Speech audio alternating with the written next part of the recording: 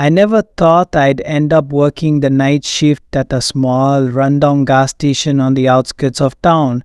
But when my last job fell through, I took what I could get. The pay wasn't great, but it was enough to keep the lights on in my tiny apartment. The gas station was an old place with flickering neon lights that buzzed like angry bees. It stood alone on a desolate stretch of road surrounded by thick woods that seemed to swallow the light. The owner, a grumpy old man named Mr. Jenkins, had warned me about the place. "Things ain't what they used to be," he said, his voice gravelly. "You keep your head down and don't let anyone in after midnight." I shrugged it off. What could possibly happen in a sleepy little gas station? The first night was uneventful. I stocked shelves, cleaned the counters, and watched the clock tick slowly.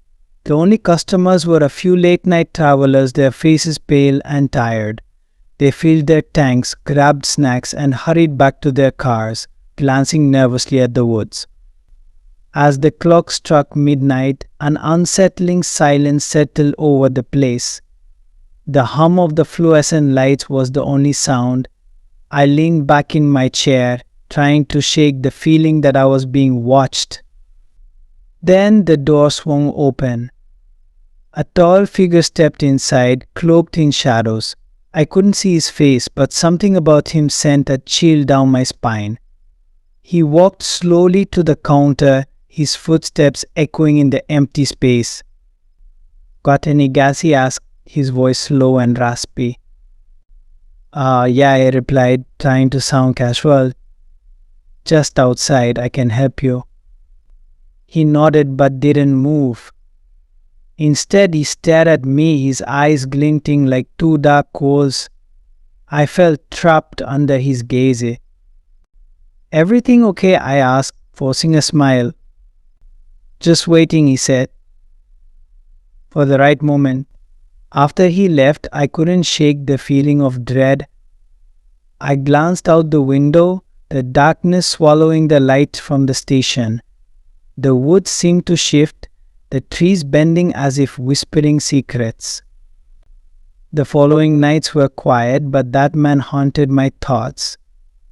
I told Mr. Jenkins about him, but he just grunted. "You'll see worse, kid. This place has a way of bringing out the strange." I didn't want to believe him, but I started to notice odd things. Shadows that moved on their own, whispers that echoed in the empty ices. I tried to ignore it, focusing on my work. But then one night, a loud bang echoed through the station. I jumped, heart racing. I stepped outside, flashlight in hand, scanning the darkness. "Hello," I called out, my voice trembling. Nothing answered. Just the rustle of leaves and the distant hoot of an owl. I turned to go back inside when I saw a figure standing at the edge of the woods, watching me. It was him, the tall man. As the nights dragged on, my fear grew. I started to dread the shift, the creeping sense of something lurking just beyond the light. I began to hear voices, soft, whispering, calling my name. "Come closer," they said. "We're waiting for you." I tried to push it away, telling myself I was just tired, but the whispers grew louder, more insistent. I felt like I was losing my grip on reality. One night, I found a note up to the register.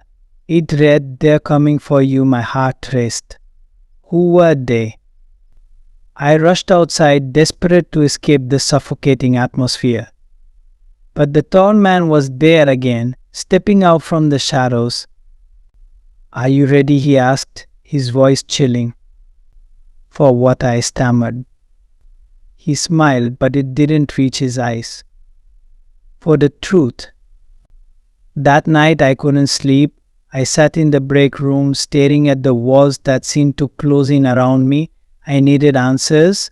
I grabbed my phone and searched for the gas station's history. What I found made my blood run cold.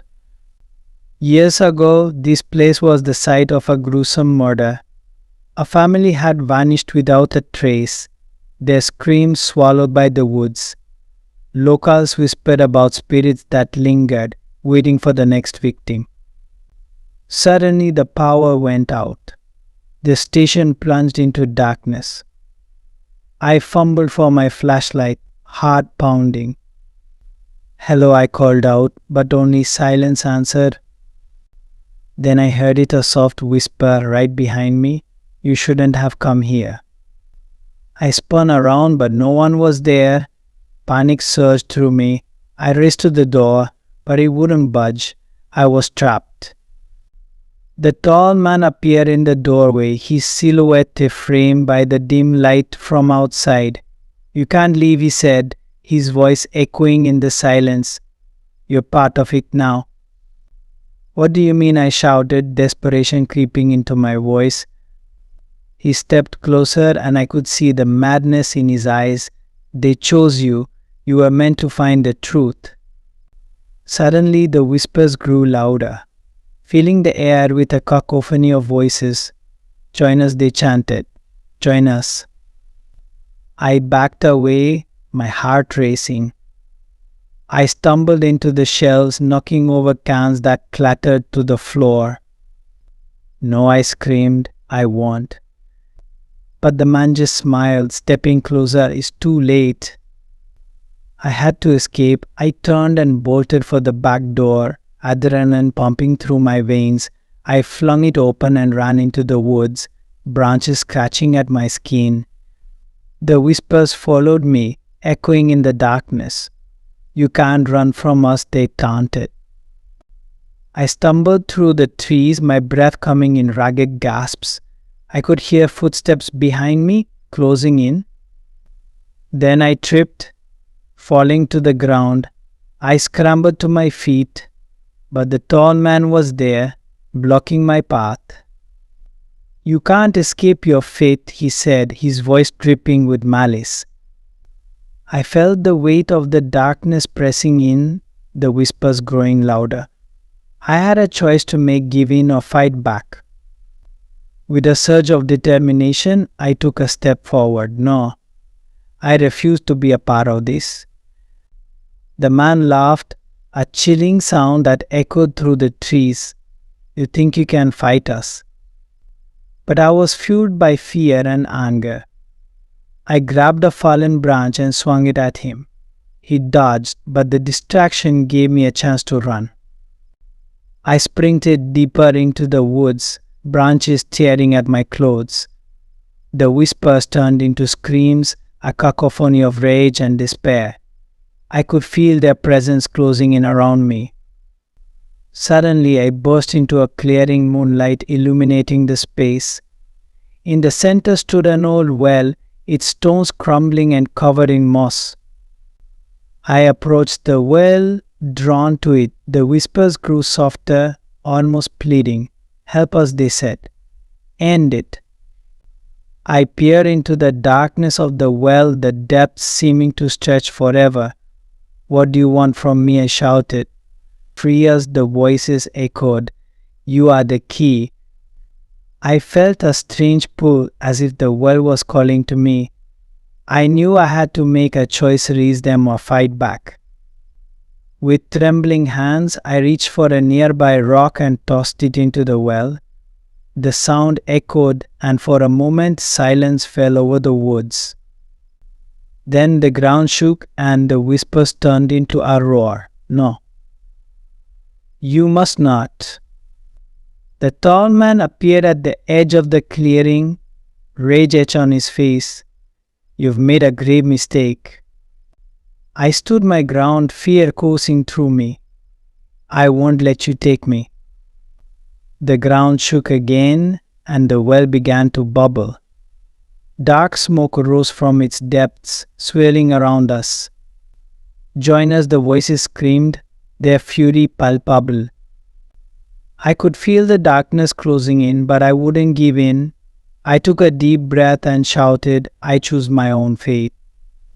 With that, I turned and ran, sprinting back through the woods. The whispers clawed at my mind, but I pushed them away, focusing on the light of the gas station in the distance. I burst through the door of the gas station, slamming it shut behind me. I locked it tight, my heart racing. The whispers faded, replaced by the sound of my heavy breathing. I was safe, at least for now. But as I looked around, I realized the gas station was different. The shelves were empty, the lights flickering ominously. "Welcome back," a voice said from the shadows. It was Mr. Jenkins, his face twisted into a sinister grin. "What have you done?" I gasped. "You can't escape," he said. "You're part of this place now." I felt the walls closing in, the darkness creeping back. The whispers returned, filling the air with their haunting melody. I was trapped in a nightmare, destined to relive the horrors of the night shift over and over again. And as the clock struck midnight, I knew I would never escape.